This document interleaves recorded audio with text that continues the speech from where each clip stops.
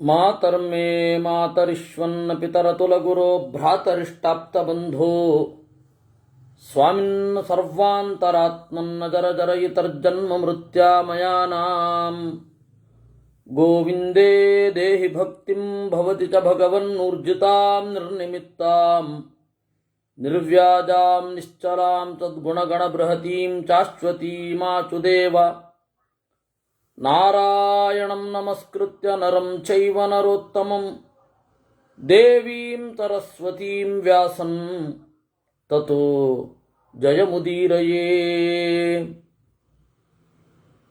ವಿಜಾನತಾಂ ಅವಿತ್ತಸ್ಯ ಮಧ್ವಸ್ಯ ಜಗತಿ ಗುರೋಃ ಪೂರ್ವಾಚಾರ್ಯಮಹಿಷ್ಠಾನಾಂ ಇಯಂ ಪ್ರಣತಿಮಾಲಿಕಾ ಪೂರ್ಣಜ್ಞಾನಾಯ ವಿದ್ಮಹೇ ಪೂರ್ಣಾನಂದಾಯ ಧೀಮಹಿ ತನ್ನೋ ವ್ಯಾತ ಪ್ರಚೋದಯಾತ್. ಯಜ್ಞೋದಾನಂ ತಪಶ್ಚೈವ ಪಾವನಾನಿ ಮನೀಷಿಣಾಂ ಯಜ್ಞಂ ದಾನಂ ತಪಸ್ತಸ್ಮಾತ್ ಕುರ್ಯಾದಾಶೀರ್ವಿವರ್ಜಿತಃ. ದೇವರು ನಾರದರಿಗೆ ಹೇಳ್ತಾ ಇದ್ದಾನೆ, ನನ್ನನ್ನು ತಲುಪುವ ದಾರಿ ಏನು ಅಂತ. ಯಜ್ಞ, ದಾನ, ತಪಸ್ಸು ಇವುಗಳು ಪಾವನಾನಿ ಮನೀಷಿಣಾಂ, ಪ್ರಜ್ಞೆಯನ್ನು ಶುದ್ಧ ಮಾಡುತ್ತವೆ. ಯಜ್ಞ ಅಂದರೆ ಪೂಜೆ, ಯಾವುದೇ ಪೂಜೆ. ಯಜ್ಞ ಅಂತಂದರೆ ಒಂದು ಕುಂಡ ಇರಬೇಕು, ಬೆಂಕಿ ಇರಬೇಕು, ಅದರಲ್ಲಿ ಆಹುತಿ ಹಾಕಬೇಕು ಅಂತಲೇ ಏನಿಲ್ಲ.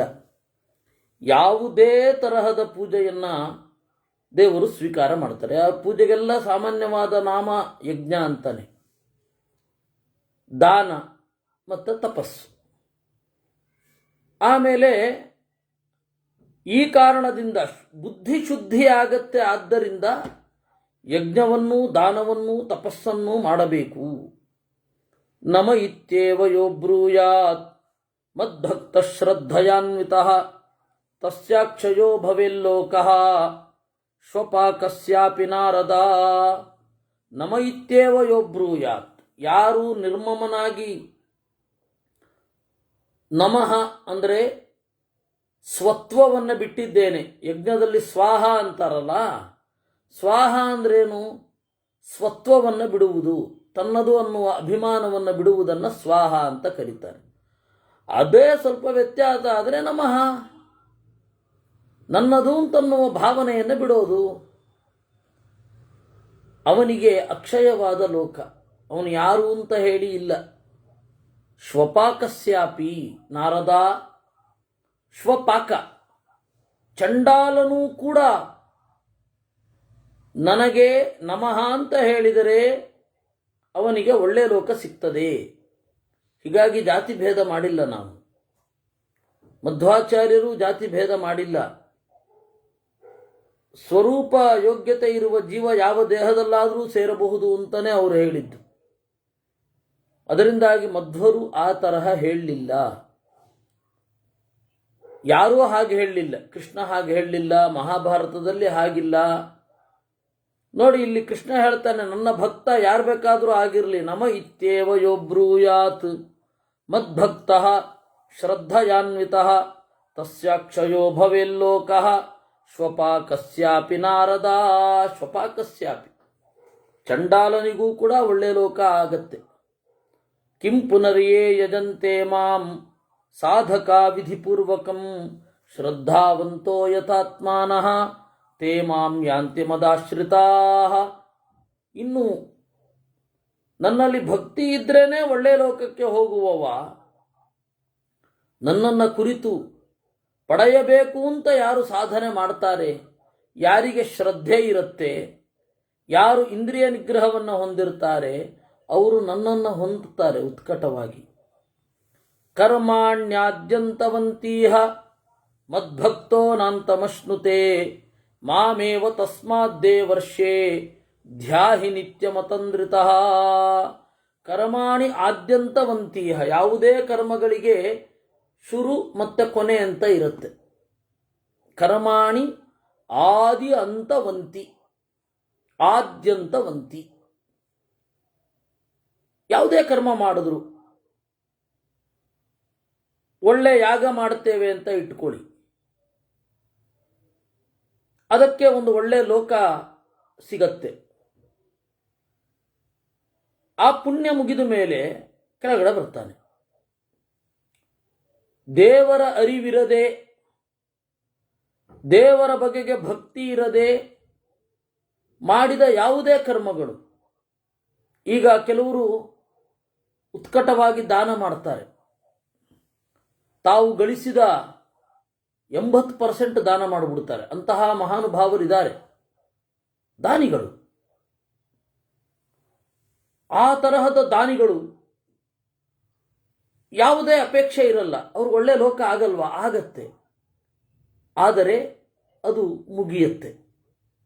ಯಾವುದೋ ಒಂದು ಟೈಮಲ್ಲಿ ಅದು ಮುಗಿದು ಮತ್ತೆ ಅವರು ಆ ಲೋಕದಿಂದ ಮರಳಿ ಬಂದು ಇಲ್ಲಿ ಮತ್ತೆ ಶುರು ಮಾಡಬೇಕಾಗತ್ತೆ.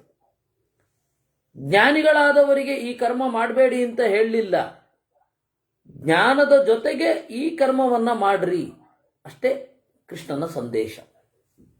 ಹಾಗಾದರೆ ವೇದಾಂತಿಗಳು ಉಪಕಾರ ಮಾಡಬಾರದೆ ಅಂದರೆ ಮಾಡಬೇಕು, ಪರೋಪಕಾರ ಮಾಡಬೇಕು, ಆದರೆ ಜ್ಞಾನಕ್ಕೆ ಅವಿರುದ್ಧವಾಗುವಂತೆ ಮಾಡಬೇಕು. ಜ್ಞಾನವನ್ನು ಪಡ್ಕೊಂಡು ಈ ತರಹದ ದಾನ ಉಪಕಾರ ಎರಡೂ ಮಾಡಬೇಕು. ದಾನ ಮತ್ತು ಉಪಕಾರಗಳ ನಡುವಣ ವ್ಯತ್ಯಾಸವನ್ನು ನಾನು ಈಗಾಗಲೇ ನಿಮ್ಮ ಮುಂದೆ ಎಲ್ಲ ಇಟ್ಟಿದ್ದೇನೆ. ಅದರಂತೆ ಮಾಡಬೇಕು. ಅದರಿಂದ ಮದ್ಭಕ್ತೋ ನಾಂತಮಶ್ನುತೆ, ನನ್ನ ಅರಿವಿದ್ದು ನನ್ನಲ್ಲಿ ಕರ್ಮ ಸಮರ್ಪಣೆ ಮಾಡುವವ ನ ಅಂತಮಶ್ನುತೆ, ನಿತ್ಯವಾದ ಲೋಕವನ್ನು ಹೊಂದುತ್ತಾನೆ. ಅದರಿಂದ ನನ್ನನ್ನು ಧ್ಯಾನ ಮಾಡು. ಅವಾಪ್ಸ್ಯಸಿ ತತಃ ಸಿದ್ಧಿಂ ದ್ರಕ್ಷಸ್ಯೇವ ಪದಂ ಮಮ. ಆಮೇಲೆ ಮುಂದೆ ಯಾವತ್ತೋ ಒಂದು ದಿವಸ ಸಿದ್ಧಿಯನ್ನು ಹೊಂದುತ್ತೀಯ, ನನ್ನನ್ನು ಕಾಣುತ್ತೀಯ. ಅಜ್ಞಾನಾಯ ಚ ಯೋ ಜ್ಞಾನಂ ದದ್ಯಾತ್ ಧರ್ಮೋಪದೇಶತಃ ಕೃತ್ಸ್ನಾಂ ವಾ ಪೃಥಿವೀಂ ದದ್ಯಾತ್ ತೇನ ತುಲ್ಯಂಚ ತತ್ಫಲಂ. ಯಾರಿಗೆ ಜ್ಞಾನ ಇರೋದಿಲ್ಲ ಅವನಿಗೆ ಜ್ಞಾನವನ್ನು ಕೊಟ್ಟರೆ ಒಂದು ಭೂಮಿಯನ್ನು ದಾನ ಮಾಡಿದಷ್ಟು ಪುಣ್ಯ ಅಂತಾರೆ. ಹೀಗಾಗಿ ಜ್ಞಾನದಾನ, ವಿದ್ಯಾದಾನ ಅನ್ನೋದು ಅತ್ಯಂತ ಮಿಗಿಲಾದದ್ದು. ತಸ್ಮಾತ್ ಪ್ರದೇಯಂ ಸಾಧುಭ್ಯೋ ಜನ್ಮಬಂಧ ಭಯಾಪಹಂ ಏವಂ ದತ್ವಾ ನರಶ್ರೇಷ್ಠ ಶ್ರೇಯೋ ವೀರ್ಯಂಚ ವಿಂದತಿ. ಹಾಗಾದರೆ ಸಂತೆಯಲ್ಲಿ ನಿಂತು ನೋಡಿ ಒಂದು ಅದ್ಭುತವಾದ ಜ್ಞಾನವಿದೆ ಅಂತ ಹೇಳೋಣವೇ? ಹೇಳಬೇಡಿ ಅಂತಾರೆ. ಸಾಧುಭ್ಯೋ ಪ್ರದೇಯಂ, ಒಳ್ಳೆಯವರಿಗೆ ಕೊಡಬೇಕು. ಇದೆಲ್ಲ ನನ್ನ ಅನುಭವದ ಮಾತು. ಒಳ್ಳೆಯವರಿಗೆ ಕೊಡಬೇಕು ಅಂದ್ರಲ್ಲ, ನಾನು ಮೊದಲು ಈ ಥರದ್ದನ್ನೆಲ್ಲ ಪರಿಗಣಿಸ್ತಾ ಇರಲಿಲ್ಲ. ನಾನು ಒಬ್ಬರಿಗೆ ಬಹಳ ಬುದ್ಧಿವಂತ ಆತ, ಮಧ್ವಶಾಸ್ತ್ರದ ಕುರಿತು ಮಾತನಾಡ್ತಾ ಚರ್ಚೆ ಮಾಡ್ತಾ ಅವರ ಎಲ್ಲ ಪ್ರಶ್ನೆಗಳಿಗೆ ಉತ್ತರ ಕೊಟ್ಟು ಎಲ್ಲ ಆಯಿತು. ನನ್ನ ಹತ್ರ ಕೇಳಿದ್ದು ಮುಗೀತು ಅಂತ ಅವರಿಗೆ ಅನ್ನಿಸಿದ ಮೇಲೆ ಅವರೇನು ಮಾಡಿದ್ರು, ಬೇರೆ ಹೋದರು. ನಾನು ನಿಮ್ಮನ್ನ 32 ಮೆಟ್ಟಿಲುಗಳಲ್ಲಿ ಕರ್ಕೊಂಡು ಹೋಗ್ತೇನೆ, 32 ಮೆಟ್ಟಿಲುಗಳನ್ನು ಏರಿಸಿ ನಿಮ್ಮನ್ನು ಪರಮಾತ್ಮನನ್ನಾಗಿ ಮಾಡ್ತೇನೆ ಅಂತ ಮಾಯಾವಾದದ ವಾಸನೆಯನ್ನು ಅವರು ಬಿಡಲಿಲ್ಲ. ತತ್ವಶಾಸ್ತ್ರದ ಒಂದು ಸಂಗತಿ ಏನಿದೆ, ಛಂದೋಗ ಉಪನಿಷತ್ತು ಮೊದಲಾದವುಗಳಲ್ಲಿ ನಾಮಾದಿ ಪ್ರಾಣಪರ್ಯಂತರವಾದ ಉಪಾಸನೆ, ಅದನ್ನು ತಮ್ಮ ಲಾಭಕ್ಕಾಗಿ ಬಳಸ್ಕೊಂಡ್ರು. ಆಚಾರ್ಯರು ನಿರೂಪಣೆ ಮಾಡುವ ತತ್ವಶಾಸ್ತ್ರವನ್ನು, ತಾರತಮ್ಯವನ್ನು ಅವರು ತಮ್ಮ ನಿರೂಪಣೆಗೆ ಬಳಸ್ಕೊಂಡ್ರು.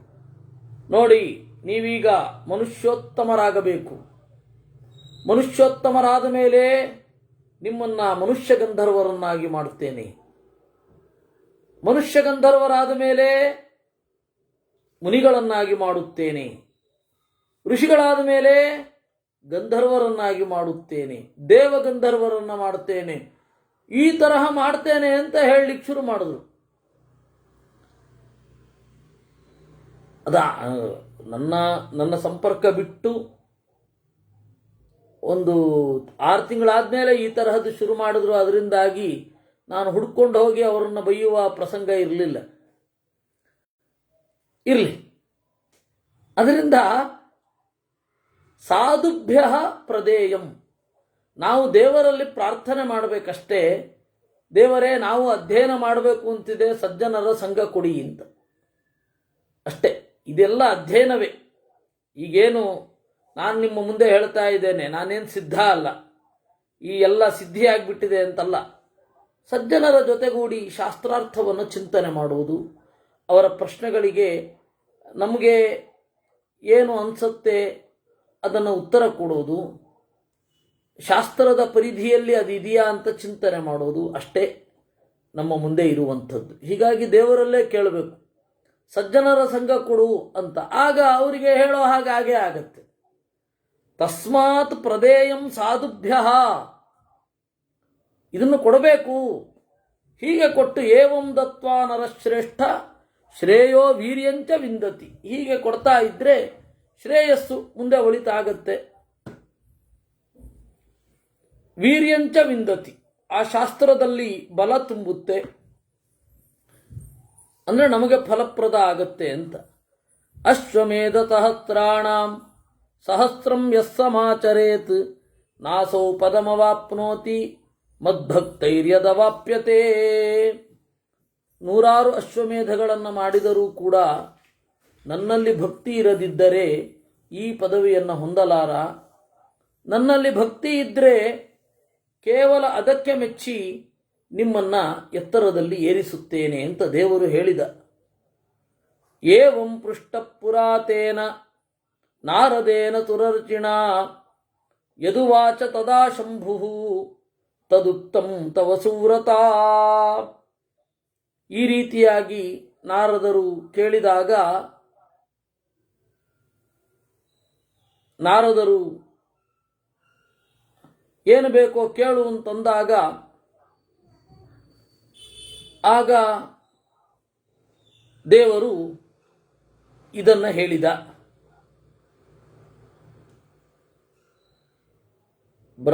ಇದು ರುದ್ರದೇವರು ಮತ್ತು ಬ್ರಹ್ಮದೇವರು ಕೂಡ ನಾರದರಿಗೆ ಇದನ್ನು ಹೇಳಿದ್ರಂತೆ. ಅದನ್ನು ನಾನು ನಿನಗೆ ಹೇಳಿದ್ದೇನೆ. ಇಷ್ಟು ಕಥೆಯನ್ನು ಹೇಳಿ ಭೀಷ್ಮಾಚಾರ್ಯರು ಧರ್ಮರಾಜನಿಗೆ ಹೇಳ್ತಾರೆ, ತ್ವಮಪ್ಯೇಕಮನಾ ಭೂತ್ವಾ ಧ್ಯಾಹಿ ಧ್ಯೇಯಂ ಗುಣಾತಿಗಂ ಭಜಸ್ವ ಸರ್ವಭಾವೇನ ಪರಮಾತ್ಮಾನಮವ್ಯಯಂ. ನೀನು ಕೂಡ ಏಕಮನಸ್ಕನಾಗಿ ಸತ್ವರಜಸ್ತಮೋ ಗುಣಗಳಿರದ ಧ್ಯೇಯಂ ಧ್ಯಾನ ಮಾಡಲೇಬೇಕಾದ ವ್ಯಕ್ತಿಯನ್ನು ಚಿಂತಿಸು, ಸರ್ವಭಾವೇನ ಪೂರ್ಣವಾಗಿ ಭಜಸ್ವ ಹೊಂದು ಅಂತ ಹೇಳಿದ. ಇಷ್ಟು ಈ ಕಥೆ. ಇದನ್ನೇ ಸದಾಶಿವನು ದೇವರನ್ನು ಕೇಳಿದ್ದಂತೆ. ಆ ಸದಾಶಿವನಿಗೆ ದೇವರು ಏನು ಹೇಳಿದ್ದ ಅದನ್ನೇ ನಾರದರಿಗೂ ಹೇಳಿದ ಅಂತ ಇಲ್ಲಿ ನಮಗೆ ತೋರಿ ಬರುತ್ತೆ. ಶ್ರುತ್ವೈತನ್ನಾರದೋ ವಾಕ್ಯಂ ದಿವ್ಯಂ ನಾರಾಯಣೇರಿತಂ ಅತ್ಯಂತ ಭಕ್ತಿಮಾನ್ ದೇವ ಏಕಾಂತತ್ವಮುಪೇಯಿವಾನ್. ಯಾರು ನಾರಾಯಣ ಹೇಳಿದ ಈ ಮಾತನ್ನು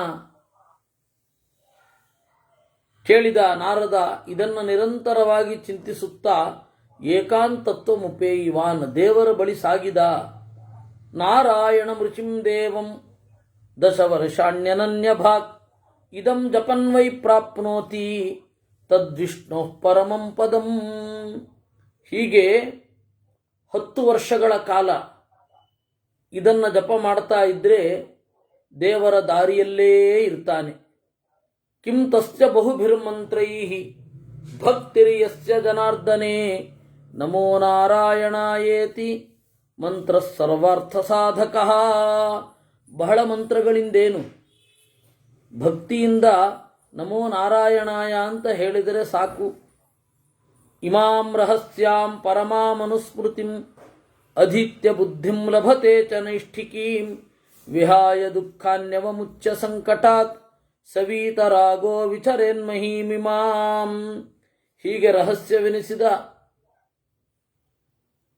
ಈ ಸಂಗತಿಯನ್ನು ಚಿಂತಿಸಿ ಅಧ್ಯಯನ ಮಾಡಿ ಅನುಷ್ಠಾನ ಮಾಡ್ತಾನೆ, ಅವನು ಎಲ್ಲ ಸಂಕಟಗಳಿಂದ ಬಿಡುಗಡೆಗೊಂಡು ಈ ಭೂಮಿಯಲ್ಲಿ ಉಳಿದ ಆಯುಷ್ಯವನ್ನು ಸುಖವಾಗಿ ಸಂಚರಿಸುತ್ತಾನೆ ಅನ್ನುವಲ್ಲಿಗೆ 195ನೇ ಅಧ್ಯಾಯ. ಯುಧಿಷ್ಠಿರ ದೇವಾತುರ ಮನುಷ್ಯೇಷು ಋಷಿಮುಖ್ಯೇಷು ವಾ ಪುನಃ ವಿಷ್ಣೋಸ್ತತ್ವಂ ಯಥಾಖ್ಯಾತಂ ಕೋ ವಿದ್ವಾನ್ ಅನುವೇತ್ತಿ ತತ್ ಏತನ್ಮೇ ಸರ್ವಮಾಚಕ್ಷ್ವ ನ ಮೇ ತೃಪ್ತಿರಿಹಿ ತತ್ವತಃ ವರ್ತತೆ ಭರತಶ್ರೇಷ್ಠ ಸರ್ವಜ್ಞೋಸೀತಿ ಮೇ ಮತಿಃ. ಆಮೇಲೆ ಯುಧಿಷ್ಠಿರ ಕೇಳಿದ, ಅಜ್ಜ, ದೇವತೆಗಳು, ಮನುಷ್ಯರು, ಋಷಿಗಳು ಎಲ್ಲರ ಹತ್ತಿರ ನೀನು ದೇವರ ತತ್ವವನ್ನು ಚರ್ಚೆ ಮಾಡಿರ್ತೀಯ. ಅವರೆಲ್ಲ ಏನು ಹೇಳಿದ್ರು ಅದನ್ನು ಹೇಳು. ನನಗೆ ತೃಪ್ತಿಯೇ ಇಲ್ಲ ಕೇಳ್ತಾ ಕೇಳ್ತಾ. ಭೀಷ್ಮ ಕಾರಿತೋಹಂ ತ್ವಯಾ ರಾಜನ್ ಯದ್ವೃತ್ತಂಚ ಪುರಾ ಮಮ ಗರುಡೇನ ಪುರಾ ಮಹ್ಯಂ ಸಂವಾದೋ ಭುನೃಪೋತ್ತಮ. ಆಗ ಭೀಷ್ಮಾಚಾರ್ಯರು ಹೇಳಿದರು, ಮಗು, ಗರುಡನ ಜೊತೆಗೂ ನನ್ನ ಸಂವಾದ ಸಾಗಿದೆ. ಪುರಾಹಂ ತಪ ಆಸ್ಥಾಯ ವಾಸುದೇವ ಪರಾಯಣಃ ಧ್ಯಾಯನ್ ಸ್ತುವನ್ನಮಸ್ಯಂಶ್ಚ ಯಜಮಾನಸ್ತಮೇವ ಚ ಗಂಗಾದ್ವೀಪೇ ಸಮಾಸೀನೋ 10 ವರ್ಷಾಣಿ ಭಾರತ. ನಾನು ದೇವರನ್ನು ಧ್ಯಾನ ಮಾಡ್ತಾ, ಸ್ತೋತ್ರ ಮಾಡ್ತಾ, ದೇವರನ್ನೇ ಪೂಜಿಸುತ್ತಾ ಗಂಗಾದ್ವೀಪದಲ್ಲಿ 10 ವರ್ಷಗಳ ಕಾಲ ತಪಸ್ಸು ಮಾಡಿಕೊಂಡಿದ್ದೆ. ಮಾತಾ ಚ ಮಮ ಸಾ ದೇವಿ ಜನನೀ ಲೋಕಪಾವನಿ ಸಮಾಸೀನಾ ಸಮೀಪೇ ಮೇ ರಕ್ಷಣಾರ್ಥಂ ಮಮಾಚ್ಯುತ. ನನ್ನ ತಾಯಿ ಲೋಕಪಾವನಿಯಾದ ಗಂಗೆ ನನ್ನ ಬಳಿಯೇ ನನ್ನ ರಕ್ಷಣೆಗಾಗಿ ಇರ್ತಿದ್ಲು. ತಸ್ಮಿನ್ ಕಾಲೇದ್ಭುತ ಶ್ರೀಮಾನ್ ಸರ್ವವೇದಮಯ ಪ್ರಭು ಸುಪರ್ಣಪತತಾಂ ಶ್ರೇಷ್ಠೋ ಮೇರುಮಂದರ ತನ್ನಿಭಃ. ಹಾಗೆ ತಪಸ್ಸು ಮಾಡ್ತಾ ಇದ್ದಾಗ ಒಮ್ಮೆ ಸರ್ವವೇದಮಯ, ಎಲ್ಲ ವೇದಾಭಿಮಾನಿಯಾದ ಗರುಡ ಬಂದ. ಆಜಗಾಮ ವಿಶುದ್ಧಾತ್ಮ ಗಂಗಾಂ ದ್ರಷ್ಟುಂ ಮಹಾಯತಾಃ ತಮಾಗತಂ ಮಹಾತ್ಮಾನಂ ಪ್ರತ್ಯುದ್ಗಮ್ಯ ಅಹಮರ್ಥಿತಃ ಪ್ರಣಿಪತ್ಯ ಯಥಾ ನ್ಯಾಯಂ ಕೃತಾಂಜಲಿರವಸ್ಥಿತಃ. ಬಂದ ಅವನನ್ನ ನಮಸ್ಕಾರ ಮಾಡಿ ಕೈಗಳನ್ನು ಮುಗಿದು ನಾನು ಎದುರುಗೊಂಡೆ. ಸೋಪಿ ದೇವೋ ಮಹಾಭಾಗಾಂ ಅಭಿನಂದ್ಯ ಚ ಜಾಹ್ನವೀಂ ತಯಾ ಚ ಪೂಜಿತ ಶ್ರೀಮಾನ್ ಉಪೋಪಾವಿಶದಾಸನೇ. ಅವನು ಗಂಗೆಯನ್ನು ಅಭಿನಂದಿಸಿ ಅವಳಿಂದ ಪೂಜಿತನಾಗಿ ನನ್ನನ್ನು ಅಭಿನಂದಿಸಿ ಆಸನದಲ್ಲಿ ಕುಳಿತುಕೊಂಡ ಗರುಡ. ತತಃ ಕಥಾಂತರೇ ತಂ ವೈ ವಚನಂ ಛೇದಮಬ್ರವನ್ ವೇದ ವೇದ ಮಹಾವೀರ್ಯ ವೈನತೇಯ ಮಹಾಬಲ ನಾರಾಯಣಂ ಹೃಷಿಕೇತಂ ವಹಮಾನೋ ನಿಶಂ ಹರಿಂ. ಆಮೇಲೆ ನಾನು ಒಂದು ಪ್ರಶ್ನೆ ಕೇಳಿದೆ.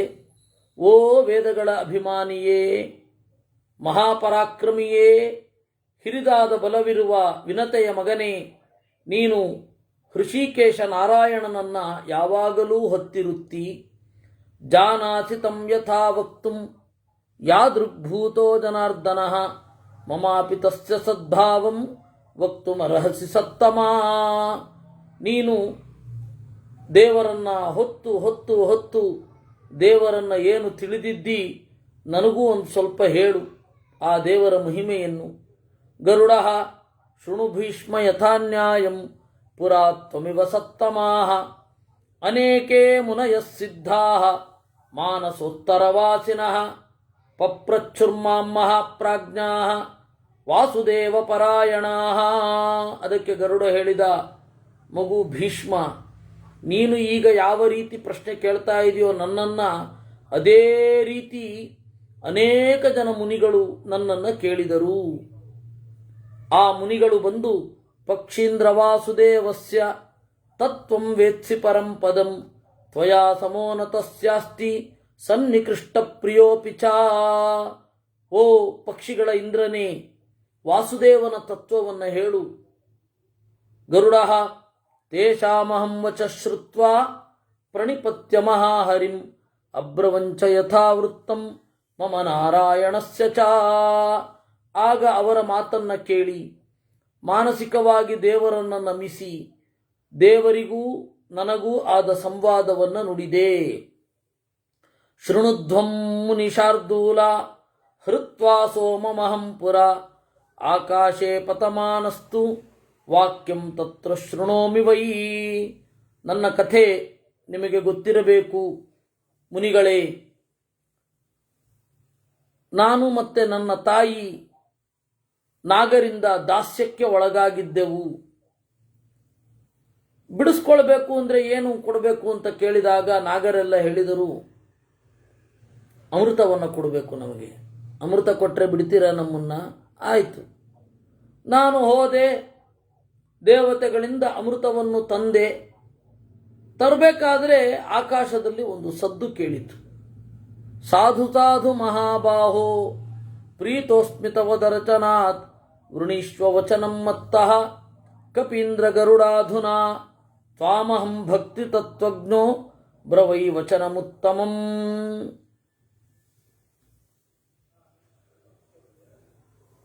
ಮಹಾಬಾಹುವೇ, ನಿನ್ನನ್ನು ನೋಡಿ ನನಗೆ ಬಹಳ ಪ್ರೀತಿ ಉಂಟಾಗಿದೆ. ಗರುಡ, ನಿನಗೆ ಒಳ್ಳೆಯ ಮಾತನ್ನ ಹೇಳ್ತೇನೆ ಅಂತ ಒಂದು ಧ್ವನಿ ಬಂತು. ಇತ್ಯಾಹಸ್ಮ ಧ್ರುವಂ ತತ್ರ ಮಾಮಾಹ ಭಗವಾನ್ ಪುನಃ. ಅವಾಗ ಯಾರು ಆ ಧ್ವನಿ, ಯಾವುದು ಆ ಧ್ವನಿ ಅಂತ ನೋಡಿದಾಗ ಅದು ನಾರಾಯಣ ಅಂತ ಗೊತ್ತಾಯಿತು. ಋಷಿರಶ್ಮಿ ಮಹಾವೀರ್ಯ ನ ಮಾಂ ಜಾನಾತಿ ವಾ ಮಯಿ ಅಸೂಯತಿ ಚ ಮಾಂ ಮೂಢ ತಚ್ಛ್ರುತ್ವಾ ಗರ್ವಮಾಸ್ಥಿತಃ. ಆ ಧ್ವನಿ ನಿಧಾನವಾಗಿ ಮತ್ತೆ ಮುಂದುವರಿಯಿತು. ಎಲೈ ಗರುಡನೇ, ನಾನು ಋಷಿಯಾಗಿದ್ದೇನೆ. ನಾರಾಯಣ, ಬದರಿ ನಾರಾಯಣ, ನನ್ನನ್ನು ಯಾರೂ ಕೂಡ ತಿಳಿದಿಲ್ಲ. ಮೂಢ ಅಸೂಯತಿ ಚ ಮಾಂ ಮೂಢ, ನನ್ನನ್ನು ಯಾರೂ ತಿಳಿದಿಲ್ಲ. ತಿಳ್ಕೊಂಡಾಗ ಫಸ್ಟು ಅವನಿಗೆ ಗೊಂದಲ ಉಂಟಾಗತ್ತೆ, ಗರ್ವ ಉಂಟಾಗತ್ತೆ. ಆಗ ನನಗೆ ಗರ್ವ ಬಂತು. ತಚ್ಛ್ರುತ್ವ ಗರ್ವಮಾಸ್ಥಿತಃ.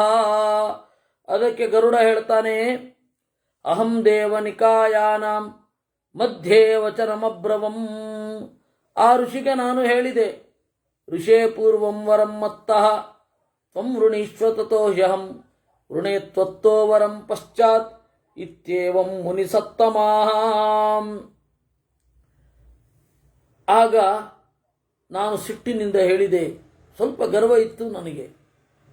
ಓ ಋಷಿಯೇ, ನನ್ನಿಂದ ನೀನು ಮೊದಲು ವರವನ್ನು ಕೇಳು, ಆಮೇಲೆ ನಾನು ನಿನ್ನ ವರವನ್ನು ಕೇಳ್ತೇನೆ ಎಂದೆ.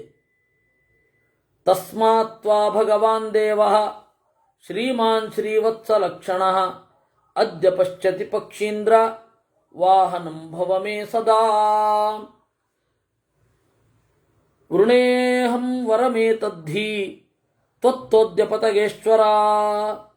ಆ ದೇವರು ಹೇಳಿದ, ನೋಡಪ್ಪ, ನೀನು ನನ್ನ ವಾಹನವಾಗು ಅಂತಂದ. ಇದೇ ನೀನು ನನಗೆ ಕೊಡೋ ವರ. ಆಯಿತು ಅಂತ ಹೇಳಿದೆ. ತಥೇತಿ ತಂ ವೀಕ್ಷ್ಯ ಮಾತಾಂ ಅನಹಂಕಾರಮಾಸ್ಥಿತಂ ಜೇತು ಕಾಮೋ ಹ್ಯಹಂ ವಿಷ್ಣುಂ ಮಾಯಯಾ ಮಾಯಿನಂ ವರಂ. ಆಯಿತು, ನಾನು ಒಂದು ವರ ಕೇಳ್ತೇನೆ ಅಂದೆ. ಏನು ಅಂತ ಕೇಳಿದ ದೇವರು. ತ್ವತ್ತೋ ಹ್ಯಹಂ ವೃಣೇ ತ್ವದ್ಯ ವರಂ ಋಷಿ ವರೋತ್ತಮ ತವೋಪರಿಷ್ಟಾತ್ ಸ್ಥಾಸ್ಯಾಮಿ ವರಮೇ ತತ್ಪ್ರಯಚ್ಛ ಮೇ. ನಿನ್ನ ಮೇಲೆ ನಾನು ನಿಲ್ಲಬೇಕು, ಆ ರೀತಿ ವರ ಕೊಡು ಅಂದೆ ನಾನು. ದೇವರು ನಕ್ಕ ಅಂತೆ. ತಥೇತಿ ಚ ಹಸನ್ ಪ್ರಾಹ ಹರಿರ್ನಾರಾಯಣ ಪ್ರಭು. ದೇವರು ನಕ್ಕು ಹೇಳಿದ, ಧ್ವಜಂಚ ಮೇ ಭವ ಸದಾ ತ್ವಮೇವ ವಿಹಗೇಶ್ವರ ಉಪರಿಷ್ಟಾತ್ ಸ್ಥಿತಿಸ್ತೇಸ್ತು ಮಮ ಪಕ್ಷೀಂದ್ರ ಸರ್ವದಾ. ದೇವರು ನಕ್ಕು ಹೇಳಿದ, ದೇವರಿಗೆ ಅಹಂಕಾರ ಇವೆಲ್ಲ ಇಲ್ಲ. ಅದಕ್ಕೆ ಆಯಿತು, ನನ್ನ ಧ್ವಜದಲ್ಲಿ ನೀನಿರು ಅಂತಂದ. ಹೀಗೆ ನಾನು ಅವನ ಮೇಲ್ಗಡೆ ಇದ್ದೆ, ಆದರೆ ಅವನಿಗಿಂತ ಸುಪ್ರೀಂ ಆಗಲಿಲ್ಲ. ಅವನನ್ನ ಕೆಳಗಡೆಯೂ ಹೊತ್ತೆ, ಆಮೇಲೆ ಮೇಲ್ಗಡೆ ಧ್ವಜವಾಗಿ ನಿಂತೆ. ಇತ್ಯುಕ್ತ್ವಾ ಭಗವಾನ್ ದೇವ ಶಂಖಚಕ್ರ ಗದಾಧರ ಸಹಸ್ರಚರಣ ಶ್ರೀಮಾನ್ ಸಹಸ್ರಾದಿತ್ಯ ಸನ್ನಿಭ. ಹೀಗೆ ನುಡಿದ. ಆಮೇಲೆ ದೇವರನ್ನು ನೋಡಿದೆ. ಶಂಖಚಕ್ರ ಗದಗಳನ್ನು ಹಿಡಿದಿದ್ದ. ಸಹಸ್ರಚರಣ ಶ್ರೀಮಾನ್, ಸಾವಿರಾರು ಅಡಿಗಳು. ಸಹಸ್ರಾದಿತ್ಯ ಸನ್ನಿಭ, ಸಾವಿರ ಸೂರ್ಯರಂತಹ ಕಾಂತಿ. ಸಹಸ್ರ ಶೀರ್ಷ, ಸಾವಿರಾರು ತಲೆಗಳು. ಸಹಸ್ರ ನಯನ, ಅನಂತ ಕಣ್ಣಿನವ. ಸಹಸ್ರ ಮುಕುಟ, ಅನಂತವಾಗಿ ಕಿರೀಟವನ್ನು ಹೊತ್ತವ. ನಾನಾ ಸಹಸ್ರ ವದನೋ ವಿಭು, ಅನಂತವಾದ ಮೋರೆ ಇರುವವ. ವಿದ್ಯುನ್ಮಾಲಾ ನಿಭೈರ್ದಿವ್ಯೈ ನಾನಾಭರಣರಾಜಿಭಿ ಕ್ವಚಿತ್ ಸಂದೃಶ್ಯಮಾನಸ್ತು ಚತುರ್ಬಾಹು ಕ್ವಚಿದ್ಧರಿ. ವಿದ್ಯುನ್ಮಾಲಾ ನಿಭೈರ್ದಿವ್ಯೈ, ಮಿಂಚಿನ ಹೊಳಹನ್ನ ಹೊಳೆಯಿಸುವ ಥರಥರ ಆಭರಣಗಳಿಂದ ಕೂಡಿದ್ದ ಈ ತರಹದ ದೇವರು. ಚತುರ್ಬಾಹು, ಕೆಲವೊಂದು ಕಡೆ 4 ತೋಳುಗಳವನಾಗಿ ನೋಡಿದೆ. ಕ್ವಚಿತ್ ಜ್ಯೋತಿರ್ಮಯೋ ಚಿಂತ್ಯ, ಕೆಲವೊಮ್ಮೆ ಬೇರೆ ಬಣ್ಣದಲ್ಲಿದ್ದ. ಕ್ವಚಿತ್ ಸ್ಕಂಧೇ ತಮಾಹಿತ, ಆಮೇಲೆ ನನ್ನ ಹೆಗಲ ಮೇಲೂ ಬಂದ. ಏವಂ ಮಮ ಜಯನ್ ದೇವ ತತ್ರೈವಾಂತರಧೀಯತ. ಆಗ ನನಗೆ ಆಶ್ಚರ್ಯ ಆಯಿತು. ದೇವರು ಯಾವುದೋ ಒಂದು ಭಾರ ನನ್ನ ಮೇಲೆ ಬೀಳಬೇಕಿತ್ತು, ಯಾವ ಭಾರವೂ ಬೀಳಲಿಲ್ಲ. ಸಾವಿರ ಅನಂತವಾದ ಕೈ ಕಾಲು ಮೋರೆಗಳಿವೆ, ಆದರೆ ಅವನ ಭಾರ ಇಲ್ಲಿ ಆಗಲೇ ಇಲ್ಲ. ಆಮೇಲೆ 4 ತೋಳುಗಳಿದ್ದಾನೆ, 4 ತೋಳುಗಳವನಾಗಿದ್ದಾನೆ. ಅವನು ನನ್ನ ಬೆನ್ನಿನ ಮೇಲೆ ಕಂಡ. ನನಗೆ ಆಗ ವಿಸ್ಮಯ ಆಯಿತು. ದೇವರ ಹತ್ರ ಹೀಗೆ ಮಾತನಾಡಬಾರದಿತ್ತು ಅಂತ ಅನ್ನಿಸಿತ್ತು. ಓಹ್, ತತೋಹಂ ವಿಸ್ಮಯಾಪನ್ನ ಕೃತ್ವಾ ಕಾರ್ಯಮನುತ್ತಮಂ ಅಸ್ಯಾ ವಿಮುಚ್ಯ ಜನನೀಂ ಮಯಾತಃ ಮುನೀಶ್ವರಾಃ. ಆಗ ನಾನೇನು ಮಾಡಿದೆ, ಆಶ್ಚರ್ಯ ಆಯಿತು. ಒಂದು ಸ್ವಲ್ಪ ಹೊತ್ತು ದೇವರನ್ನ ಚಿಂತನೆ ಮಾಡಿದೆ. ಇದೇನಿದು ಅಂತ ಯೋಚನೆ ಮಾಡ್ತಾ, ಕೀದೃಗ್ವಿಧಸ್ಸ ಭಗವಾನ್ ಇತಿ ಮತ್ವಾ ತಮಾಸ್ಥಿತಃ. ದೇವರು ಅಂದರೆ ಹೇಗೆ, ಅವನ ಸ್ವರೂಪ ಏನು ಅಂತ ಯೋಚನೆ ಮಾಡಲಿಕ್ಕೆ ಶುರು ಮಾಡಿದೆ. ಅನಂತರಂ ದೇವದೇವಂ ಸ್ಕಂಧೇ ಮಮ ತಮಾಶ್ರಿತಂ ಅದ್ರಾಕ್ಷಂ ಪುಂಡರೀಕಾಕ್ಷಂ ವಹಮಾನೋಹಮದ್ಭುತಂ. ನನ್ನ ಹೃದಯ, ನನ್ನ ಬೆನ್ನಿನ ಮೇಲೆ, ನನ್ನ ಹೆಗಲ ಮೇಲೆ ಇರುವ ದೇವರನ್ನ ಕಂಡೆ. ಅವಶಸ್ತಸ್ಯ ಭಾವೇನ ಯತ್ರ ಯತ್ರ ಸ ಚೇಚ್ಛತಿ ವಿಸ್ಮಯಾಪನ್ನ ಹೃದಯೋ ಹ್ಯಹಂ ಕಿಮಿತಿ ಚಿಂತಯನ್ ಅಂತರ್ಜಲಮಹಂ ಸರ್ವಂ ವಹಮಾನೋ ಗಮಂ ಪುನಃ. ನನ್ನನ್ನು ನೋಡಿದ ಅಷ್ಟೇ, ನಾನು ನನ್ನ ವಶದಲ್ಲಿ ಇರಲಿಲ್ಲ. ದೇವರ ಮನಸ್ಸು ಎಲ್ಲಿಗೆ ಬಂತೋ ನಾನು ಅಲ್ಲಿಗೆ ಹಾರಿಕೊಂಡು ಹೋದೆ. ಎಲ್ಲ ಕಡೆ ಓಡಾಡಿದೆ, ನೀರಿನ ಒಳಗಡೆ, ಆಕಾಶದಲ್ಲಿ, ಎಲ್ಲ ಕಡೆ ತಿರುಗಿದೆ. ಸೇಂದ್ರೈರ್ದೇವೈರ್ಮಹಾಭಾಗೈಃ ಬ್ರಹ್ಮಾದ್ಯೈಃ ಕಲ್ಪಜೀವಿಭಿಃ ಸ್ತೂಯಮಾನೋ ಹ್ಯಹಮಪಿ ಸ್ಥೈಸ್ಥೈರಭ್ಯರ್ಚಿತ ಪೃಥಕ್. ಹೀಗೆ ಅವಶನಾಗಿ ತಿರುಗಿದೆ. ಒಂದು ಚೂರು ಭಾರ ಇತ್ಯಾದಿಗಳೆಲ್ಲ ಆಗಲಿಲ್ಲ. ಬ್ರಹ್ಮಾದಿಗಳೆಲ್ಲ ದೇವರನ್ನು ಸ್ತೋತ್ರ ಮಾಡಿದರು, ನನ್ನನ್ನು ಹೊಗಳಿದರು. ಕ್ಷೀರೋದಸ್ಯೋತ್ತರೇ ಕೂಲೆ ದಿವ್ಯೇ ಮಣಿಮಯೇ ಶುಭೆ ವೈಕುಂಠನಾಮ ಸದನಂ ಹರೇಸ್ತಸ್ಯ ಮಹಾತ್ಮನಃ. ಆಮೇಲೆ ಅಲ್ಲಿಗೆ ನಾನು ಸಾಗಿದೆ. ಆಮೇಲೆ ದೇವರನ್ನು ಕಾಣಲಿಲ್ಲ.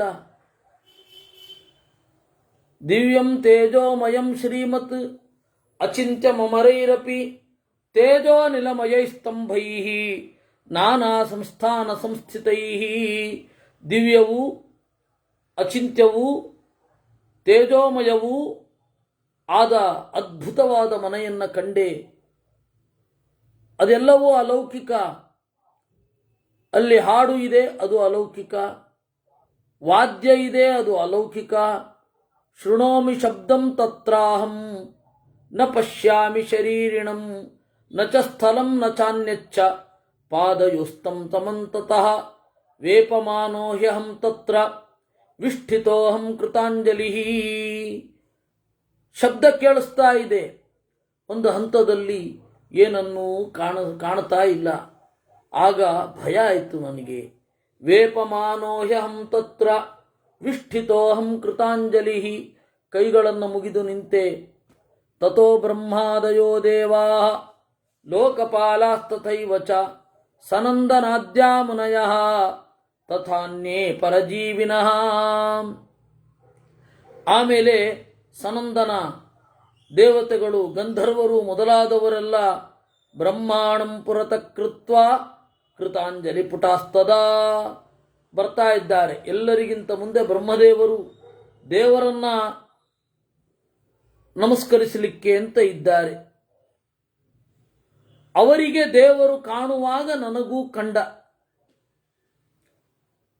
ತತಸ್ತದಂತರೇ ತಸ್ಮಿನ್ ಕ್ಷೀರೋದಾರ್ಣವಶೀಕರೈಃ ಬೋಧ್ಯಮಾನೋ ಮಹಾವಿಷ್ಣುಃ ಆವಿರ್ಭೂತ ಇವಾಬಭೌ. ಆಗ ದೇವರು ನನಗೆ ಕಂಡ. ಫಣಾತಹಸ್ತ್ರಮಾಲಾಢ್ಯಂ ಶೇಷಮವ್ಯಕ್ತ ಸಂಸ್ಥಿತಂ ಪಶ್ಯಾಮ್ಯಹಂ ಮುದಾ ಕಾಚೆ ಯಸ್ಯೋಪರಿ ಜನಾರ್ದನಂ. ಸಾವಿರಾರು ಹೆಡಗಳಿಂದ ಕೂಡಿರುವ ಶೇಷನನ್ನ ಕಂಡೆ. ಆ ಶೇಷನ ಮೇಲೆ ಕುಳಿತಿರುವ ದೇವರನ್ನೂ ಕಂಡೆ. ಪೀತಾಂಬರೇಣ ತಂ ವೀತಂ. ಬಂಗಾರದ ಬಣ್ಣದ ಬಟ್ಟೆಯುಟ್ಟ, ಕೌಸ್ತುಭವನ್ನು ಹೊತ್ತ ಲಕ್ಷ್ಮೀದೇವಿಯನ್ನ ಎದೆಯಲ್ಲಿ ಹೊತ್ತ ಚಿಹ್ನೆ ಅಲ್ಲಿದೆ. ಈಶದುನ್ಮೀಲಿತಾಕ್ಷಂ ತಂ. ಸ್ವಲ್ಪ ಕಣ್ತೆರೆದಿದ್ದಾನೆ. ಎಲ್ಲ ಕಾರಣವಾದ ವಸ್ತುವಿಗೂ ಕಾರಣ. ಕ್ಷೀರೋದಸ್ಯೋಪರಿ ಬಭೌ ನೀಲಾಭ್ರಂ ಪರಮಂ ಯಥಾ. ಸ್ವಲ್ಪ ದೂರದಿಂದ ನೋಡುವಾಗ ಹಾಲ ಕಡಲಿನ ಮೇಲೆ ನೀಲಿ ಮೋಡದ ಹಾಗೆ ಕಂಗೊಳಿಸ್ತಾ ಇದ್ದಾನೆ.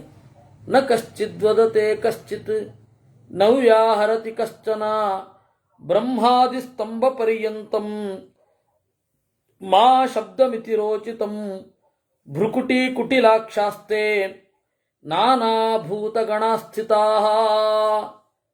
ಯಾರು ಸದ್ದು ಮಾಡಬಾರದು ಅಂತ ಗಂಟಿಕ್ಕಿಕೊಂಡ ದ್ವಾರಪಾಲಕರನ್ನು ಕಂಡೆ. ತಥೋ ಚಿಂತ್ಯೋ ಹರಿಶ್ರೀಮಾನ್ ಆಲೋಕ್ಯ ಚ ಪಿತಾಮಹಂ ಕೃತ್ವಾ ಚ ಪ್ರಸ್ಥಿತಂ ತತ್ರ ಜಗತಾಂ ಹಿತಕಾಮ್ಯಯ. ಆಮೇಲೆ ಅವರ ಹತ್ತಿರ ಮಾತನಾಡಿ, ಬ್ರಹ್ಮಾದಿಗಳ ಹತ್ತಿರ ಬ್ರಹ್ಮಾದಿಗಳನ್ನು ಕಳುಹಿಸಿ ನನ್ನ ಕಡೆ ತಿರುಗಿದ. ಏನು ಗರುಡ ಅಂದ.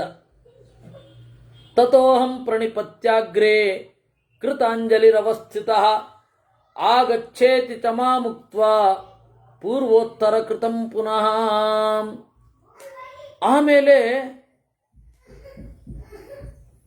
ತಥೋಹಂ ಪ್ರಣಿಪತ್ಯಾಗ್ರೇ, ಆಮೇಲೆ ನಮಸ್ಕಾರ ಮಾಡಿದೆ, ಬಾ ಇಲ್ಲಿ ಅಂದ. ಅತೀವ ಮೃದು ಭಾವೇನ ಗಚ್ಚನ್ನಿವ ತದೃಶ್ಯತೆ, ಮಿದುವಾಗಿ ನನ್ನ ಜೊತೆ ಸಾಗ್ತಾ ಇದ್ದಾನೆ. ನನಗೆ ಸಾವಿರಾರು ಲಕ್ಷಾಂತರ ಯೋಜನೆಗಳನ್ನು ಹಾರಿದಂತಹ ಫೀಲಿಂಗ್ ಆಗ್ತಾ ಇದೆ. ಆದರೂ ಅವನನ್ನು ತಲುಪಲಿಕ್ಕಾಗ್ತಾ ಇಲ್ಲ. ಆಗಚ್ಚ ಗರುಡೇತ್ಯೇವ ಪುನರಾಹ ಸಮಾಧವ, ಬಾರೋ ಬಾ, ಹತ್ತಿರ ಬಾ ಅಂತ ಕರಿತಾ ಇದ್ದಾನೆ. ಹತ್ತಿರ ಕರಿತಾ ಇದ್ದಾನೆ. ನನಗೆ ಅವನು ಹೋಗ್ಲಿಕ್ಕಾಗ್ತಾ ಇಲ್ಲ. ನಾನೇನು ಮಾಡಿದ, ಕಡೆಗೆ ಲಕ್ಷಾಂತರ ಯೋಜನೆಗಳನ್ನು ಹಾರಿಕೊಂಡು ಸಾಗಿದೆ, ಆದರೆ ಅವನು ತಲುಪಲಿಕ್ಕಾಗ್ತಾ ಇಲ್ಲ. ವೇಗವಾಗಿ ಸಾಗುತ್ತಾ ಇದ್ದೇನೆ, ಅವನು ತಲುಪಲಿಕ್ಕಾಗ್ತಾ ಇಲ್ಲ. ಅವನು ಮೃದುವಾಗಿ ಇದ್ದಾನೆ, ಯಾವುದೇ ಶ್ರಮ ಇಲ್ಲ. ಬಾ ಬಾ ಅಂತ ಹೇಳಿ ಕರಿತಾ ಇದ್ದಾನೆ. ನಾನು ಅವನನ್ನು ಮುಟ್ಲಿಕ್ಕಾಗ್ತಾ ಇಲ್ಲ. ಆಜಗಾಮ ಶತತೋ ಘೋರಂ ಶತಕೋಟಿ ಸಮಾವೃತಂ. ಆಮೇಲೆ ಬಹಳ ದೂರ ತಿರುಗಿದೆ. ತಥೋ ಮಾಂ ಕಿಂಕರೋ ಘೋರ ಶತಯೋಜನಮಾಯತಂ ನಿಗೃಶ್ಯ ಪಾಣಿನಾ ತಸ್ಮಾತ್ ಚಿಕ್ಷೇಪ ಚ ಸಲೋಷ್ಟವತ್. ಆಮೇಲೆ ಒಬ್ಬ ಘೋರ ಕಿಂಕರ ಅವನೇನು ಮಾಡಿದ, ತೆಗೆದು ನನ್ನನ್ನು ಎಸೆದು ಬಿಟ್ಟ. ಅಂತ ಹೇಳಿಕೊಂಡು ನಾನು ಒಂದು ಕಡೆ ಬಿದ್ದೆ. ಕರ್ಣಮೂಲಶ್ಚ ಶೃಣ್ವಂತಹ ತಥೋ ಭೂತೈಃ ಸಮಾಸ್ಥಿತಃ ತಥೋಹಂ ದೇವದೇವೇಶ ತ್ರಾಹಿ ಮಾಂ ಪುಷ್ಕರೇಕ್ಷಣ ಇತ್ಯಬ್ರವಮಹಂ ತತ್ರ ತಥೋ ವಿಷ್ಣುರ್ವಾಚ ಮಾಂ. ಆಮೇಲೆ ನನ್ನನ್ನು ರಕ್ಷಿಸೂ ರಕ್ಷಿಸೂ ಎಂದೆ. ಸುಶಿರಸ್ಯ ಮುಖೇ ಕಶ್ಚಿತ್ ಮಾಂ ಚಿಕ್ಷೇಪ ಭಯಂಕರ ಅತೀತೋಹಂ ಕ್ಷಣಾದಗ್ನಿಂ ಅಪಶ್ಯಂ ವಾಯುಮಂಡಲಂ. ನಾನು ಯಾವುದೋ ಒಂದು ಶಕ್ತಿಯಿಂದ ತಳ್ಳಲ್ಪಟ್ಟೆ, ಭೂಮಿಯ ಬ್ರಹ್ಮಾಂಡದ ಆವರಣಗಳನ್ನು ದಾಟ್ತಾ ಇದ್ದೇನೆ ಅಂತ ಅನ್ನಿಸಿತು. ಆಕಾಶಮಿವ ಸಂಪ್ರೇಕ್ಷ್ಯ ಕ್ಷೇಪ್ತು ಕಾಮಮುಪಾಗತಃ. ಮತ್ತೆ ನಾನೆಲ್ಲೋ ಹೋಗ್ತಾ ಇದ್ದೇನೆ. ಕ್ಷಣಾಂತರೇಣ ಘೋರೇಣ ಕ್ರುದ್ಧೋ ಹಿ ಪರಮಾತ್ಮನ ಸ್ವಪಕ್ಷ ರಾಜಿನಾ ದೃಷ್ಟ್ವಾ ಮಾಂ ಚಿಕ್ಷೇಪ ಭಯಂಕರ. ಅಲ್ಲಿಯೂ ಎಸೆದಾಗ ನಾನು ಬಹಳಷ್ಟು ಜನ ಗರುಡರನ್ನು ಕಂಡೆ. ಅಹೋ ವಿಹಂಗಮ ಪ್ರಾಪ್ತಃ ಇತಿ ವಿಸ್ಮಯ ಮಾನಸಾಃ ಮಾಂ ದೃಷ್ಟ್ವೋಚುರಹಂ ತತ್ರ ಪಶ್ಯಾಮಿ ಗರುಡಧ್ವಜಂ. ಆಗ ಅವರೆಲ್ಲ, ಓ ಇವನೊಬ್ಬ ಗರುಡ ಬಂದ ಅಂದ್ರು. ಅವರೆಲ್ಲ ಗರುಡರೇ. ಸಹಸ್ರ ಗರುಡಾರೂಢಂ ಗರುಡಾಸ್ತೆ ಮಹಾಬಲಾಃ. ಸಾವಿರಾರು ಗರುಡರ ಮೇಲೆ ಕುಳಿತ ಸಾವಿರಾರು ದೇವರನ್ನ ಕಂಡೆ. ಅತ್ಯಾಶ್ಚರ್ಯಮಿಮಂ ದೇವ ವಪುಷಾಸ್ಮತ್ಕುಲೋದ್ಭವ ಸ್ವಲ್ಪ ಪ್ರಾಣ ಸ್ವಲ್ಪ ಕಾಯ ಕೋಶೌ ಪಕ್ಷಿ ಸಮಾಗತಃ. ಆಮೇಲೆ ಅಲ್ಲಿ ಯಾರೋ ಒಬ್ಬ ಪಿಸುಗುಟ್ಟಿದ ಹಾಗಾಯಿತು. ಇದೇನಿದು, ಚಿಕ್ಕ ಪಕ್ಷಿ ಬಂದಿದೆ ಅಂತ. ಅದನ್ನು ಕೇಳಿದಾಗ ನನ್ನ ಗರ್ವ ಎಲ್ಲ ನಷ್ಟ ಆಯಿತು. ನಾಚಿಕೊಂಡೆ, ಭಯಗೊಂಡೆ.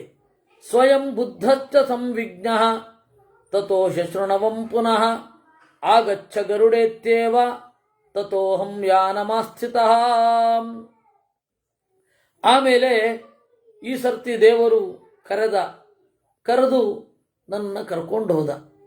ಕರ್ಕೊಂಡು ಹೋದರೆ ಅಲ್ಲಿ ಬ್ರಹ್ಮದೇವರನ್ನು ಕಂಡೆ. ಇಲ್ಲಿ ಬಾ ಅಂತ ಹೇಳಿ ಮತ್ತೆ ನನ್ನನ್ನು ಕರ್ಕೊಂಡು ಹೋಗ್ತಾನೆ. ನನ್ನ ಮೇಲೆ ಇರಲಿಲ್ಲ. ಸಾವಿರಾರು ಬ್ರಹ್ಮರನ್ನು ಕಂಡೆ. ಮಹಾಕುಲಂ ತಥೋ ಪಶ್ಯಂ ಪ್ರಮಾಣಾನಿ ತಮವ್ಯಯಂ. ಆಮೇಲೆ ಅಲ್ಲಿಗೆ ಹೋಗಿ ಏಳೇಳು ಸಾಗರಗಳನ್ನು ದಾಟಿ ಬ್ರಹ್ಮದೇವರನ್ನು ಕಂಡೆ, ನನ್ನ ತಾಯಿಯನ್ನು ಕಂಡೆ, ನಮ್ಮ ಇಡೀ ಕುಲವನ್ನು ಕಂಡೆ. ಆಗ ನನ್ನ ಅನುಭವವೇ ಬಹಳ ವಿಚಿತ್ರ ಆಯಿತು. ನನ್ನ ಅಹಂಕಾರ ಎಲ್ಲ ಇಳಿಯಿತು. ಕ್ರಮೇಣ ದೇವರು ಕರ್ಕೊಂಡು ಹೋದ. ನಾನು ಎಲ್ಲಿಂದ ಶುರು ಮಾಡಿದ್ನೋ ಅಲ್ಲಿಗೆ ಬಂದು ಬಿಟ್ಟ. ಯಾವುದೊಂದು ಬ್ರಹ್ಮಾಂಡ, ಅದರಲ್ಲಿ ಒಂದು ಅಂಡ ಇದೆ. ನನ್ನ ತಾಯಿಯ ಹತ್ತಿರ ಇದ್ದ ಒಂದು ಮೊಟ್ಟೆ, ಆ ಮೊಟ್ಟೆಯಲ್ಲಿ ನನ್ನನ್ನು ಇಟ್ಟ. ಮತ್ತೆ ಹೊರಗಡೆ ಬಂದ ಅವನು. ಅದನ್ನು ನೋಡಿ ನನಗೆ ಆಶ್ಚರ್ಯ ಆಯಿತು. ಗರ್ಭದ ಒಳಗಡೆಯೇ ನಾನು ಹೀಗೆ ದೇವರ ಅರಿವನ್ನು ಪಡೆದೆ. ಮೊಟ್ಟೆಯ ಒಳಗಡೆ ಇದ್ದೆ ನಾನು, ಆಗಲೇ ಈ ದೇವರ ಅನುಭವವನ್ನು ಪಡೆದೆ. ಇದಕ್ಕೆ ಸಿಮಿಲರ್ ಆಗಿ ನಾವು ವಾಮದೇವನ ಅನುಭವವನ್ನು ಕೇಳ್ತೇವೆ. ಋಗ್ವೇದದಲ್ಲಿ 4ನೇ ಮಂಡಲದಲ್ಲಿ ಇದೇ ಬರುತ್ತೆ. ತತ್ತೇ ಸರ್ವಂ ಯಥಾ ನ್ಯಾಯಂ ಉಕ್ತವಾನಸ್ಮಿ ಸತ್ತಮ ಯೋಗಿನಸ್ತಂ ಪ್ರಪಶ್ಯಂತಿ ಜ್ಞಾನಂ ದೃಷ್ಟ್ವಾ ಪರಂ ಹರಿಂ ನಾನ್ಯಥಾ ಶಕ್ಯ ರೂಪೋತೌ ಜ್ಞಾನಗಮ್ಯ ಪರಪ್ಪುಮಾನ್. ಆಮೇಲೆ ನನಗೆ ಒಂದು ವಿಷಯ ಗೊತ್ತಾಯಿತು. ದೇವರನ್ನು ಜ್ಞಾನದಿಂದ ತಲುಪಲಿಕ್ಕೆ ಸಾಧ್ಯ. ಆ ಜ್ಞಾನ ಅಂದರೆ ಮತ್ತೇನೂ ಅಲ್ಲ, ದೇವರ ಮಾಹಾತ್ಮ್ಯ ಜ್ಞಾನ. ದೇವರು ದೊಡ್ಡವನು ಅಂತನ್ನುವ ಅರಿವಿದ್ರೆ ಮಾತ್ರ ದೇವರನ್ನು ತಲುಪಲಿಕ್ಕಾಗತ್ತೆ. ದೈಹಿಕವಾಗಿ ತಲುಪಲಿಕ್ಕಾಗಲ್ಲ. ವೈಚಾರಿಕವಾಗಿ ದೇವರನ್ನು ತರ್ಕಿಸಬಲ್ಲೆ, ಊಹಿಸಬಲ್ಲೆ ಅಂತ ಹೇಳಿ ದೇವರ ಮಿತಿಯನ್ನು ನಾವೇ ಚಿಂತಿಸಿ ಅವನನ್ನು ತಲುಪಲಿಕ್ಕಾಗಲ್ಲ. ಇದು ನನ್ನ ಕಥೆ. ಆಮೇಲೆ ದೇವರು ನನ್ನನ್ನು ಏರಿದ. ಅಂದರೆ ನಾನು ದೇವರಿಗೆ ಸೇವೆ ಮಾಡಬೇಕೇ ವಿನಃ, ನನ್ನ ಸೇವೆ ಮಾಡಿ ಉದ್ಧಾರ ಆಗಲಿ ಅಂತ ಆರಿಸಿಕೊಂಡದ್ದೇ ವಿನಃ ದೇವರಿಗೆ ನನ್ನ ಅವಶ್ಯಕತೆ ಇರಲಿಲ್ಲ. ಇದು ನನಗೆ ಗೊತ್ತಾಯಿತು. ಅನನ್ಯಯಾ ಚ ಭಕ್ತ್ಯಾ ಚ ಪ್ರಾಪ್ತುಂ ಶಕ್ಯೋ ಮಹಾಹರಿಹಿ. ಇದು ದೇವರು ನನಗೆ ಕಲಿಸಿದ ಪಾಠ ಅಂತ ಹೇಳಿ ಗರುಡ ನನ್ನ ತಾಯಿಗೆ ಹೇಳಿ, ಆ ಮಂತ್ರ ಜನನಿಮ್ಮೇ ವೈ ತತ್ರೈವಾಂತರಧೀಯತ, ನಾನು ಬರ್ತೇನೆ ಅಂತ ಹೇಳಿ ಅಲ್ಲಿಯೇ ಕಣ್ಮರೆಯಾದ. ತಸ್ಮಾದ್ ರಾಜೇಂದ್ರ ಸರ್ವಾತ್ಮ ವಾಸುದೇವ ಪ್ರಧಾನ ಕೃತ್ ಜ್ಞಾನೇನ ಭಕ್ತ್ಯಾ ಸುಲಭ ನಾನ್ಯಥೇತಿ ಮತಿರ್ಮಮ. ಅದರಿಂದ ರಾಜೇಂದ್ರ, ಜ್ಞಾನದಿಂದಲೂ ಭಕ್ತಿಯಿಂದಲೂ ನನ್ನನ್ನು ಪಡೆಯಲಿಕ್ಕೆ ಆಗತ್ತೆ ವಿನಃ ಬೇರೆ ಯಾವುದರಿಂದಲೂ ದೇವರನ್ನು ಪಡೆಯಲಾಗುವುದಿಲ್ಲ ಅಂತ ದೇವರು ಹೇಳಿದ್ದು. ಅದನ್ನು ಇದು ನನ್ನ ಪ್ರಜ್ಞೆ ಅಂತ ಭೀಷ್ಮಾಚಾರ್ಯರು ಉಪಸಂಹರಿಸ್ತಾ ಇದ್ದಾರೆ. ಇವತ್ತಿನ ಪರಿಭಾಷೆಯಲ್ಲಿ ಕನ್ಕ್ಲೂಡ್ ಮಾಡ್ತಾ ಇದ್ದಾರೆ. ಹೀಗೆ 196ನೇ ಅಧ್ಯಾಯ. ಯುಧಿಷ್ಠಿರ ಯೋಗಂ ಮೇ ಪರಮಂ ತಾತ ಮೋಕ್ಷಸ್ಯ ವದ ಭಾರತ ತಮಹಂ ತತ್ವತೋ ಜ್ಞಾತುಂ ಇಚ್ಛಾಮಿ ವದತಾಂ ವರ. ಈ ಶ್ಲೋಕವನ್ನು ಅನುವಾದ ಮಾಡುವ ಮೊದಲು ರಮಾಂತನ್ನುವರು ಪ್ರಶ್ನೆ ಕೇಳ್ತಾ ಇದ್ದಾರೆ. ರುದ್ರದೇವರು ಶೇಷದೇವರ ಪದವಿಗೆ ಬರುವಂತೆ ಗರುಡನ ಪದವಿಗೆ ಯಾರು ಬರ್ತಾರೆ ಅಂತ. ಗರುಡನ ಪದವಿಗೆ ಆ ಯೋಗ್ಯತೆ ಇರುವ ಪರ್ಟಿಕ್ಯುಲರ್ ಜೀವರೇ ಬರ್ತಾರೆ. ಅವ್ರು ಯಾರು ಅಂತ ಇಲ್ಲ. ಅಲ್ಲಿ ಅನುವ್ಯಾಖ್ಯಾನದಲ್ಲಿ ಒಂದು ಸ್ವಲ್ಪ ಹೇಳಿದ್ದಾರೆ, ಹೆಚ್ಚು ತಿಳಿಯೋದಿಲ್ಲ. ಅದಕ್ಕೆ ಆದ ಸ್ಪೆಷಲ್ ಆಗಿರುವ ಒಂದು ಜೀವ ಇದೆ, ಅವ್ರು ಬರ್ತಾರೆ. ಅವ್ರಿಗೆ ಅವತಾರ ಇಲ್ಲ. ಇರಲಿ. ಯೋಗಮ್ಮೆ ಪರಮಂ ತಾತ. ಮತ್ತಿನ್ನಷ್ಟು ಹೇಳಿ ಅರಿವಿನ ಬಗ್ಗೆ, ಧ್ಯಾನಕ್ಕೆ ಅನುಕೂಲವಾಗುವ ಒಂದು ಸಂಗತಿಯ ಬಗ್ಗೆ ಇನ್ನಷ್ಟು ಹೇಳಿ. ಎಷ್ಟು ಕೇಳಿದ್ರೂ ನನಗೆ ತೃಪ್ತಿ ಆಗ್ತಾ ಇಲ್ಲ, ಮತ್ತೆ ಮತ್ತೆ ಹೇಳಿ ಅಂತ. ಆಗ ಭೀಷ್ಮಾಚಾರ್ಯರು ಶುರು ಮಾಡಿದ್ರು. ಅತ್ರಾಪ್ಯುದಾಹರಂತೀಮಂ ಇತಿಹಾಸಂ ಪುರಾತನಂ ಸಂವಾದಂ ಮೋಕ್ಷ ಸಂಯುಕ್ತಂ ಶಿಷ್ಯಸ್ಯ ಗುರುಣಾ ಸಹ. ನೋಡಪ್ಪ, ಒಂದು ಕಥೆ ಹೇಳ್ತೀನಿ ನಿನಗೆ. ಆ ಕಥೆ ಗುರು ಹಾಗೂ ಶಿಷ್ಯರ ಸಂವಾದ, ಮೋಕ್ಷದ ಬಗೆಗೆ ನಡೆದದ್ದು. ಕಶ್ಚಿತ್ ಬ್ರಾಹ್ಮಣ ಮಾತೀನಂ ಆಚಾರ್ಯ ಋಷಿ ಸತ್ತಮಂ ಶಿಷ್ಯ ಪರಮ ಮೇಧಾವಿ ಶ್ರೇಯೋರ್ಥಿ ಸುಸಮಾಹಿತ. ಒಬ್ಬ ಬ್ರಾಹ್ಮಣ, ಅವನಿಗೆ ಪರಮ ಮೇಧಾವಿಯಾದ ಶಿಷ್ಯ, ಶ್ರೇಯಸ್ಸು ಬೇಕು ಅಂತ ಬಯಸಿದವ. ಚರಣ ಉಪಸಂಗೃಶ್ಯ ಸ್ಥಿತ ಪ್ರಾಂಜಲಿರಬ್ರವೀತ್.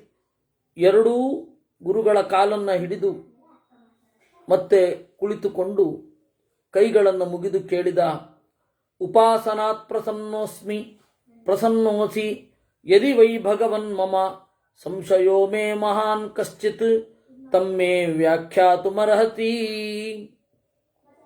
ಶಿಷ್ಯ ಕೇಳಿದ, ನನ್ನ ಉಪಾಸನೆಯಿಂದ ನೀನು ಪ್ರಸನ್ನನಾಗಿದ್ದರೆ ನನಗೊಂದು ಸಂಶಯ ಇದೆ, ದಯವಿಟ್ಟು ಹೇಳು. ಕುತಶ್ಚಾಹಂ ಕುತಶ್ಚತ್ವಂ ತತ್ ಸಮ್ಯಕ್ ಬ್ರೂಹಿ ಯತ್ಪರಂ ಕಥಂಚ ಸರ್ವಭೂತೇಷು ಸಮೇಷು ದ್ವಿಜ ಸತ್ತಮಾಂ. ನಾನು ಎಲ್ಲಿಂದ ಬಂದಿದ್ದೇನೆ, ನಿನ್ನ ಮೂಲ ಯಾವುದು, ನನ್ನ ಮೂಲ ಯಾವುದು, ಇದನ್ನು ದಯವಿಟ್ಟು ಹೇಳು. ಇದು ಮೊದಲನೇ ಪ್ರಶ್ನೆ. ಎರಡನೇ ಪ್ರಶ್ನೆ, ಸರ್ವಭೂತೇಷು ಸಮೇಷು, ಎಲ್ಲರೂ ಸಮ, ಆದರೆ ಸಮ್ಯಕ್ ವೃತ್ತಾ ನಿವರ್ತಂತೆ. ಕೆಲವರು ಒಳ್ಳೆಯವರು ಇರ್ತಾರೆ, ಕೆಲವರು ಕೆಟ್ಟವರು ಇರ್ತಾರೆ. ಆರಂಭದಲ್ಲಿ ಕೆಟ್ಟವರಿದ್ದವರು ಕ್ರಮೇಣ ಒಳ್ಳೆಯವರಾಗ್ತಾರೆ. ಆರಂಭದಲ್ಲಿ ಒಳ್ಳೆಯವರಿದ್ದವರು ಕೆಟ್ಟವರಾಗಿ ಆಗ್ತಾರಾ? ಇದನ್ನ ನನಗೆ ಹೇಳಬೇಕು. ವೇದೇಶು ಚೈವ ಯದ್ವಾಚ್ಯಂ ಲೌಕಿಕಂ ವ್ಯಾಪಕಂಚ ಯತ್ ಏತದ್ವಿದ್ವಾನ್ ಯಥಾ ತತ್ವಂ ಸರ್ವಂ ವ್ಯಾಖ್ಯಾತುಮರ್ಹಸಿ. ವೇದೇಶು ಚೈವ ಯದ್ವಾಚ್ಯಂ, ವೇದದಲ್ಲಿ ಯಾವುದರ ಬಗೆಗೆ ಹೇಳ್ತಾರೆ, ಲೌಕಿಕ ಸಾಹಿತ್ಯದಲ್ಲಿ ವ್ಯಾಪಕವಾದದ್ದು ಯಾವುದು,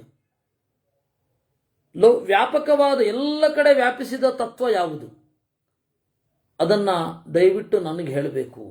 ಸೊ 3 ಪ್ರಶ್ನೆ. ಒಂದು, ನನ್ನ ಮೂಲ ಯಾವುದು, ನಿನ್ನ ಮೂಲ ಯಾವುದು, ಜೀವರಲ್ಲಿ ಒಳ್ಳೆಯವರ ಹಾಗೂ ಕೆಟ್ಟವರ ಪಲ್ಲಟಗಳೇನು. 3ನೇ ಪ್ರಶ್ನೆ, ವೇದದಲ್ಲಿಯೂ ಹೇಳಲ್ಪಡುವ, ಲೋಕದಲ್ಲಿಯೂ ಹೇಳಲ್ಪಡುವ ಒಂದು ತತ್ವ ಯಾವುದು.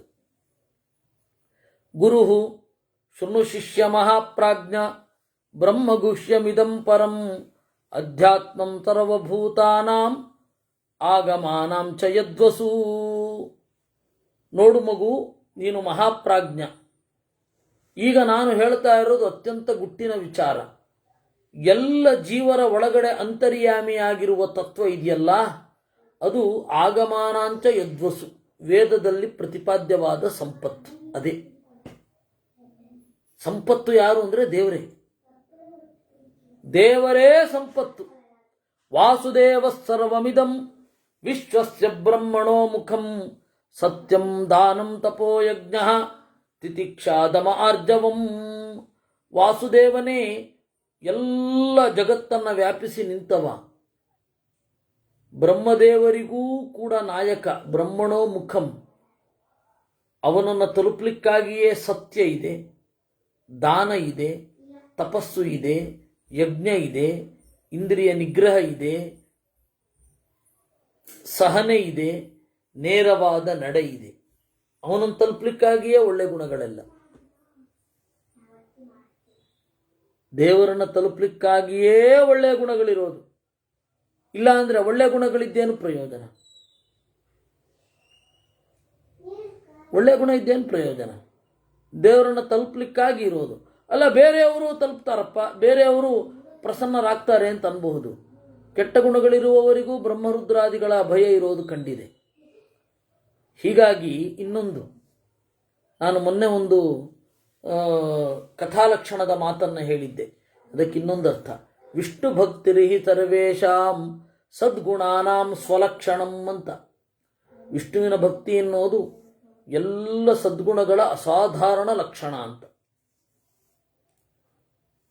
ದೇವರಲ್ಲಿ ಭಕ್ತಿ ಇತ್ತು ಅಂದರೆ ಎಲ್ಲ ಸದ್ಗುಣಗಳು ಬರುತ್ತೆ. ಎಲ್ಲ ಸದ್ಗುಣಗಳು ಬಂತು ಅಂದರೆ, ಎಲ್ಲ ಸದ್ಗುಣಗಳಿತ್ತು ಅಂದರೆ ಮಾತ್ರ ವಿಷ್ಣು ಭಕ್ತಿ ಬರುತ್ತೆ. ಯಾಕೆಂದ್ರೆ ಬ್ರಹ್ಮದೇವರ ರುದ್ರದೇವರನ್ನ ಒಲಿಸಿ ಅವರಿಂದ ವರವನ್ನು ಪಡೆದವರು ಸದ್ಗುಣಗಳನ್ನು ಹೊಂದಿರಲೇಬೇಕು ಅಂತ ಇಲ್ಲ. ಪುರಾಣಗಳೇ ಸಾಕ್ಷಿ ಅದಕ್ಕೆ. ಅದರಿಂದ ಸತ್ಯ, ದಾನ, ತಪಸ್ಸು, ಯಜ್ಞ, ತಿತಿಕ್ಷಾ, ದಮಃ, ಆರ್ಜವಂ ಇದು ದೇವರನ್ನು ಪಡೆಯಲಿಕ್ಕಾಗಿ ಇದೆ ಅನ್ನುವಲ್ಲಿಗೆ ಈ ಹೊತ್ತಿನ ಚಿಂತನೆಯನ್ನು ನಾವು ಮುಗಿಸಬಹುದು. ನಾಳೆ ಮತ್ತೆ ಮುಂದುವರಿಸೋಣ. ನಾಳೆ ಆಗೋದಿಲ್ಲ, ನಾಳೆ ಸಂಜೆ ಚಿಂತನೆ ಆಗೋದಿಲ್ಲ. ದಯವಿಟ್ಟು ಎಲ್ಲ ಸಜ್ಜನರು ಕ್ಷಮಿಸಬೇಕು. ಯಾವುದೋ ಒಂದು ಕೆಲಸ ಅದು ಸಂಗತ, ಆದರೆ ಅನಿವಾರ್ಯ, ನಿಮ್ಗೆ ಗೊತ್ತೇ ಇರುತ್ತೆ. ನಾಳೆ ಇಲ್ಲ, ಮತ್ತೆ ನಾಡಿದ್ದು ಮಾಡುವ. ಕೃಷ್ಣಾರ್ಪಣಮಸ್ತು. ಹೇಳಲಿಕ್ಕೆ ನಾಚಿಕೆ, ಆದರೆ ಹೋಗಲೇಬೇಕು. ಕೃಷ್ಣಾರ್ಪಣಮಸ್ತು. ನಾಳೆ ಇಲ್ಲ, ನಾಡಿದ್ದಿರುತ್ತೆ, ಅಂದರೆ ಪ್ರಾಯ ಗುರುವಾರ. ಸರಿ.